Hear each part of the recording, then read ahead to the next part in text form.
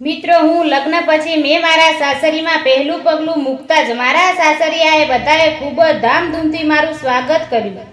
મેં મારા સસરાના ચરણ સ્પર્શ કરતા તેમણે તેમના હાથ મારા ખભા પર મૂકીને મને ઊભી કરવાનો પ્રયાસ કર્યો, પરંતુ મારા ખભા પર હાથ રાખતી વખતે તે મારી કમર પર ખૂબ જ વિચિત્ર રીતે હાથ ફેરવતા હતા, જે મને બિલકુલ પસંદ ન હતું. પછી મને લાગ્યું કે કદાચ આ મારો ભ્રમ છે. મારા લગ્નની પહેલી રાતે હું મારા રૂમમાં બેઠી હતી, મારા પતિની રાહ જોઈ રહી હતી.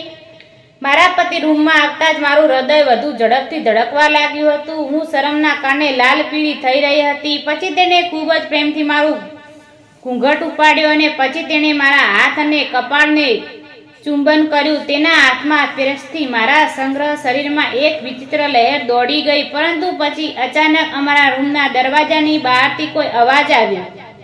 અમે બંને એક ડરી ગયા અને પછી મારા પતિ ઝડપથી ગયા અને રૂમનો દરવાજો ખોલ્યો.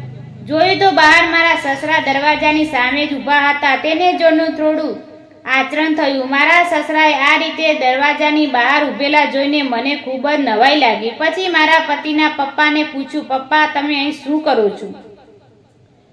તમને કોઈ કામ છે? મારા સસરા થોડા ગભરાઈને બોલ્યા, ના રે દીકરા, બધું બરાબર છે કે નહીં તે જાણવા માટે હું આવ્યો હતો. પછી મારા સસરા ત્યાંથી ઉતાવળવા ચાલ્યા લાગ્યા અને મારા પતિ ફરીથી રૂમમાં આવ્યા અને પછી અમારા લગ્નની રાતે અમે બંને એકબીજાની બાહોમાં ખોવાઈ ગયા. જ્યારે સવાર પડી ત્યારે હું ઝડપથી સ્નાન કરીને તૈયાર થઈને પૂજા કર્યા. પછી મેં ઘરના બધા લોકોને આરતી આપી, પરંતુ તરત જ મેં મારા સસરાના શરણ સ્પર્શ કર્યા ત્યારે તેમણે ફરી એકવાર મારી કમર પર હાથ મૂક્યો. મારા બંને હાથ પોતાના હાથમાં પકડીને કહ્યું, અરે દીકરા, તું વારંવાર મારા ચરણ સ્પર્શ કરવાની તકલીફ કેમ લે છે?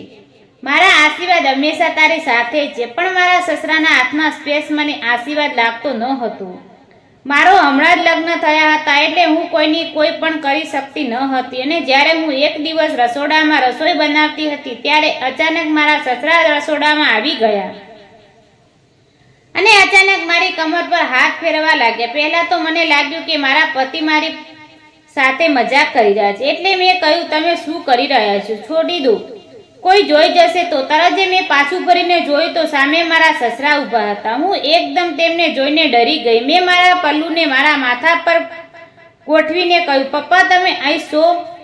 પછી મારા સસરાએ મારા માથા પરથી પલ્લું ખેંચી લીધું અને કહ્યું, અરે વહુ, તું શું જૂના જમાનાની જેમ માથે બલ્લું રાખે છે? આ નવા જમાના છે. તું પહેલું પહેરેથી રાખે છે. તારી પાતળી કમર જરા પણ દેખાતી નથી. પછી મારા સસરાએ મારી પલ્લુને એક બાજુ મૂકીને કહ્યું, તારી નાજુક કમર આવી દેખાય છે તે જોઈએ જ મને સારી લાગે છે. તેને જોઈને તો બસ મારા મનને એવું થાય છે કે હું તેના જોયા જ કરું અને સ્પર્શ કરતા જ રહું.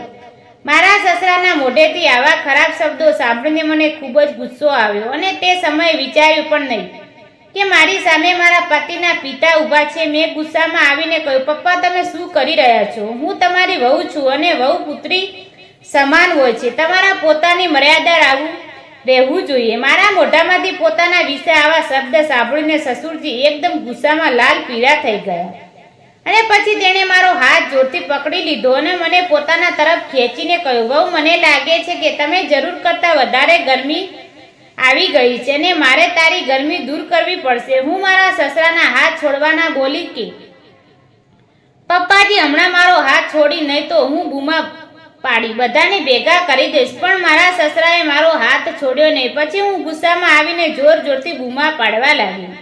મારા પતિને બોલાવવા લાગી. તેને મારા સસરા ગભરાઈ ગયા અને મારો હાથ છોડીને ડરીને ભાગી ગયા.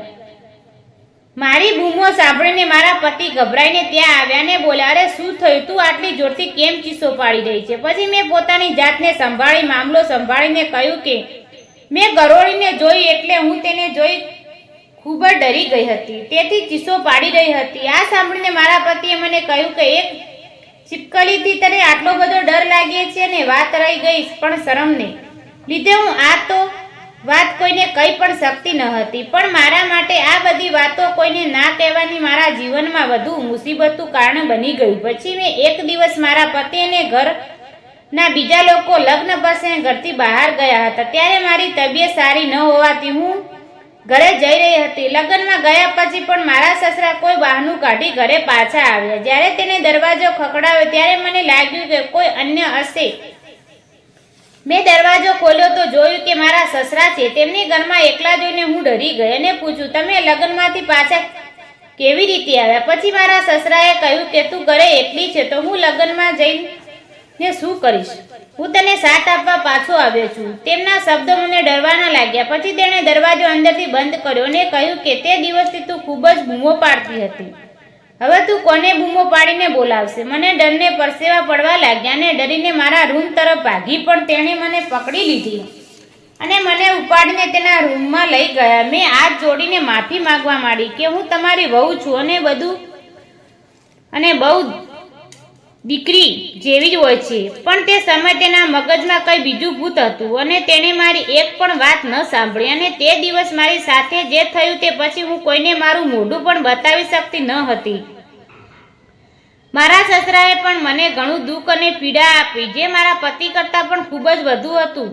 તે પછી મારા સસરાએ એવી ધમકી પણ આપી હતી કે જો તું આ વાત કોઈને કહીશ તો હું તને બદનામ કરી નાખીશ. પરંતુ મારા સસરાએ આ પાગલ પછી હું ચૂપ રહી શકું તેમ ન હતી. અને જ્યારે મારા પતિ પાછા આવ્યા ત્યારે તેમની બધી જ વાત મેં કરી. પહેલાં તો તેમણે મારા પર વિશ્વાસ કર્યો નહીં, પરંતુ મારા શરીર પર ઘણી જગ્યાએ નિશાનો જોયા અને પછી તેણે વિશ્વાસ કર્યો અને પછી તે આખા ઘરમાં શોર મચાવ્યો, જેના કારણે મારા સસરા ડરી ગયા અને પગે પડી પુત્રની માફી માંગવા લાગ્યા. પરંતુ મારા પતિએ તેમની વાત બિલકુલ સાંભળી નહીં અને પોલીસને બોલાવીને મારું મેડિકલ ચેકઅપ કરાવ્યું અને તેના આધારે તેને 20 વર્ષની સખત કેદની સજા પણ કરાવવામાં આવી. મિત્રો, આ વાત એક કાલ્પનિક છે, પરંતુ આપણને શીખવે છે કે જો તમારી સાથે કંઈ ખરાબ થઈ રહ્યું છે તો તમારે માન રહેવું જોઈએ અને પરંતુ તેના વિરોધ કરવો જોઈએ, નહીં તો તમારું માન તમારા જીવનમાં પાછળથી બગડી શકે છે. આ વિડીયો તમને કેવો લાગ્યો? તમારા